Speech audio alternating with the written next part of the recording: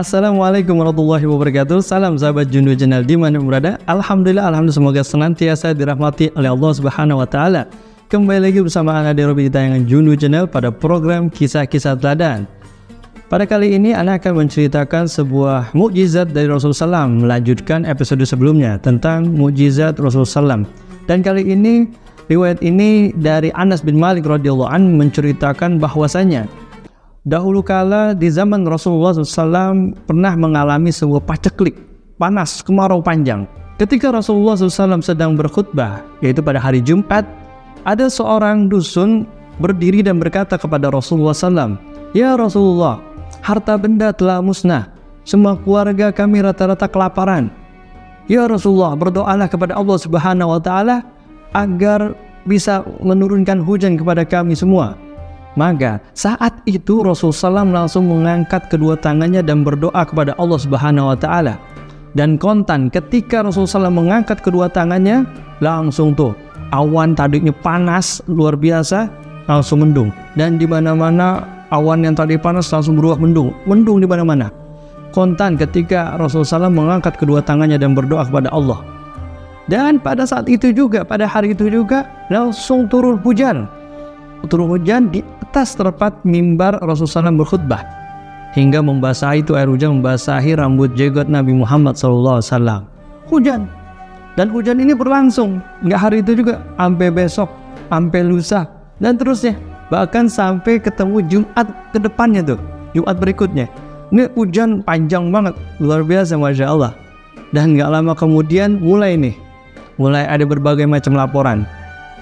Ada seorang dusun lagi datang lagi menghadap Rasulullah SAW, tapi orang yang lain beda nih dari yang pertama minta. Ini orang beda lagi menghadap Rasulullah SAW. "Wahai Rasulullah, bangunan-bangunan kami hancur, harta benda kami hanyut terendam banjir.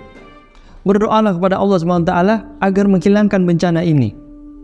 Jadi bangunan-bangunan hancur memang kan di negara Arab atau di daerah itu pada umat Rasulullah SAW pada zaman dahulu memang kan bangunan itu dari pasir ya.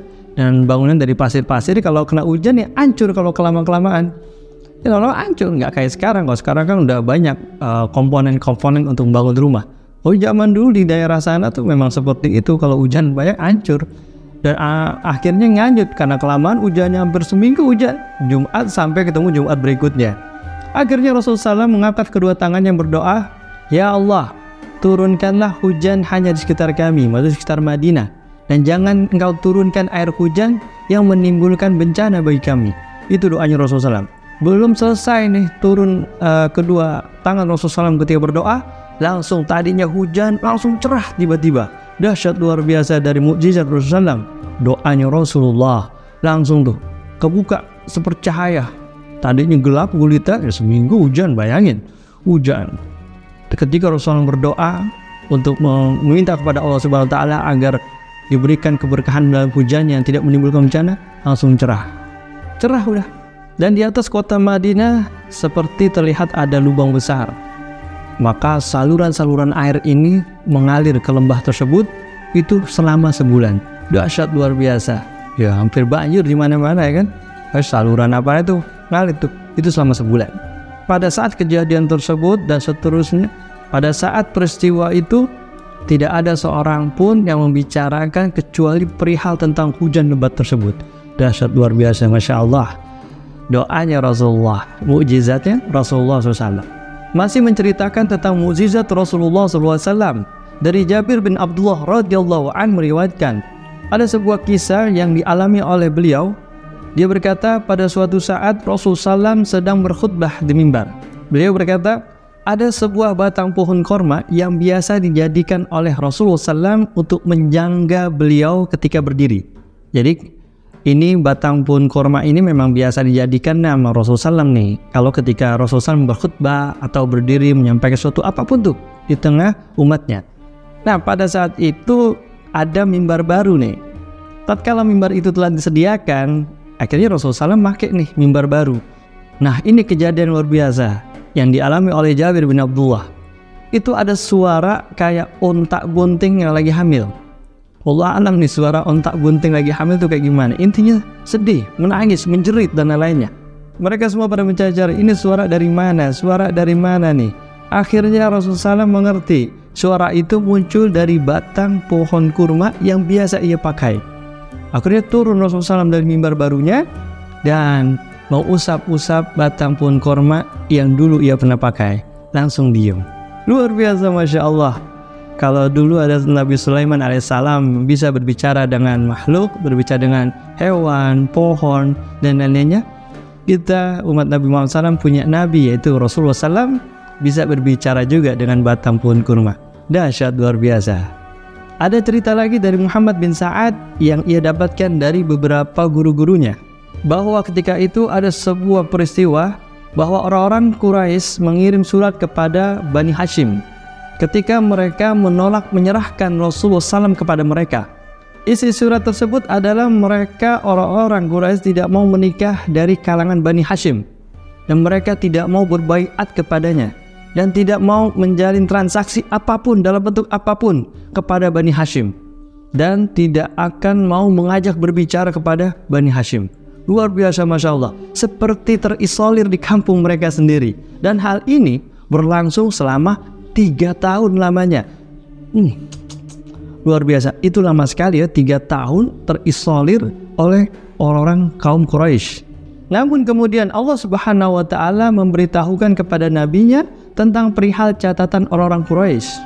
Rayap telah memakan bagian catatan-catatan yang isinya tindak kezaliman dan membiarkan catatan-catatan yang substansinya zikir kepada Allah Subhanahu wa Ta'ala. Lalu Rasulullah SAW memberitahukan kepada pamannya Abu Thalib tentang perihal ini. Lalu Abu Thalib berkata, apakah yang kamu sampaikan ini adalah benar wahai ponakanku? Lalu jawab oleh Nabi Muhammad SAW, benar wahai paman.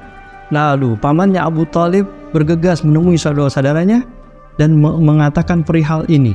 Dan beliau berkata, ponakanku adalah orang yang jujur, ia tidak pernah berbohong sama sekali. Hal ini dia katakan, begini begitu. Lalu saudara-saudaranya berkata, apa yang harus kita lakukan wahai Abu Thalib? Lalu Abu Thalib berkata, kenakan pakaian terbaikmu untuk menjumpai orang-orang kaum Quraisy. Lalu kita sampaikan mengenai perihal rayap yang telah memakan catatan-catatan mereka sebelum ada orang yang lebih dulu memberitahu kabar ini. Cepat, ayo cepat. Akhirnya orang-orang Bani Hashim keluar dan memasuki sebuah tempat perkumpulan. Dan Abu Thalib berkata kepada mereka, sesungguhnya kami datang untuk memberitahukan sesuatu kepada kalian. Akhirnya orang-orang Quraisy mengatakan, selamat datang wahai kalian semua. Apa yang akan engkau sampaikan wahai Abu Thalib? Sesungguhnya keponakanku telah memberitahukan sesuatu kepadaku, dan aku mengetahui bahwasanya ponakanku tidak pernah berbohong dan selalu jujur kepadaku. Dia mengatakan bahwasanya Allah Subhanahu wa Ta'ala telah menakdirkan buku catatan kalian telah dimakan rayap yang isinya tindak kezaliman atau memutus tali silaturahmi, dan sedangkan yang isinya zikir kepada Allah Subhanahu wa Ta'ala tidak dimakan rayap sama sekali. Periksalah surat kalian masing-masing. Jika keponakanku ini tidak benar atau berbohong tentang hal ini, maka aku serahkan keponakanku pada kalian. Terserah kalian untuk membunuhnya atau mempermalukannya. Lalu kemudian orang-orang Quraisy berkata, wahai Abu Thalib, engkau telah memberikan alternatif yang sangat bagus untuk kami semua. Karena bagi orang-orang Quraisy ini adalah kesempatan besar untuk mempermalukan Rasulullah SAW di hadapan orang-orang banyak. Kemudian orang-orang Quraisy semua pada meriksa nih surat catatan tersebut, surat perjanjian mereka mungkin ya. Ini nggak satu orang, semua pada memeriksa, semua pada periksa nih catatan. Dan ternyata benar, catatan itu telah dimakan rayap kecuali substansinya zikir pada Allah SWT. Itu doa yang nggak dimakan rayap, semuanya dimakan rayap. Dahsyat, luar biasa, Masya Allah. Ternyata benar apa yang dikatakan Rasulullah SAW tentang buku catatan yang telah dimakan rayap. Akhirnya mereka orang-orang Quraisy tertunduk malu dan menyesal atas perbuatan mereka. Maka Abu Thalib berkata kepada mereka semua, apakah sekarang telah jelas siapa yang lebih berhak untuk mendapatkan kezaliman dan diputuskan silaturahimnya? Siapa yang lebih berhak sekarang? Kemudian tidak ada satupun dari mereka orang-orang Quraisy yang menanggapi dari pernyataan Abu Thalib ini. Akhirnya perkumpulan itu kemudian bubar dengan tertib. Dahsyat, luar biasa dari mujizat Rasulullah SAW. Mudah-mudahan kisah ini bermanfaat buat sahabat Jundu Channel dimanapun berada dan menjadi kecintaan kita kepada baginda Nabi besar Muhammad SAW. Bantu channel ini dengan like, share, komen, dan subscribe bagi yang belum. dan nyalakan notifikasi agar tidak ketinggalan tayangan yang terbarunya. Tetap setia ikuti tayangan Jundu Channel ini. Ana Derabi, salam Jundu Channel. Assalamualaikum warahmatullahi wabarakatuh.